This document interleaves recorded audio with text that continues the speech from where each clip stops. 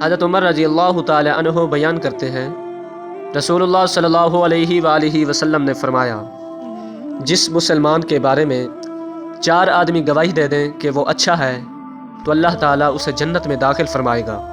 ہم نے عرض کیا، اور 3 آدمی؟ آپ صلی اللہ علیہ وآلہ وسلم نے فرمایا، 3 آدمی بھی۔ ہم نے عرض کیا، 2 آدمی؟ آپ صلی اللہ علیہ وآلہ وسلم نے فرمایا، 2 آدمی بھی۔ پھر ہم نے ایک کے بارے میں آپ سے نہیں پوچھا۔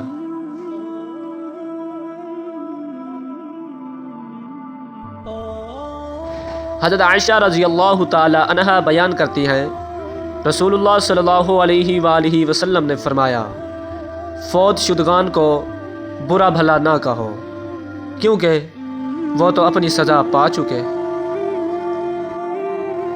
حضرت جابر رضی اللہ تعالی عنہ سے روایت ہے، رسول اللہ صلی اللہ علیہ وآلہ وسلم شہدائے احد کے 2 آدمیوں کو ایک کپڑے میں اکٹھا کرتے اور فرماتے، ان میں سے قرآن کا علم کس کو زیادہ تھا؟ جب ان میں سے کسی ایک کی طرف اشارہ کر دیا جاتا تو آپ صلی اللہ علیہ وآلہ وسلم اسے پہلے لحد میں اتارتے اور فرماتے، میں روز قیامت ان لوگوں کی گواہی دوں گا۔ آپ نے انہیں اسی خون آلودہ حالت میں دفن کرنے کا حکم فرمایا۔ آپ نے ان کی نماز جنازہ پڑھی، نہ انہیں غسل دیا گیا۔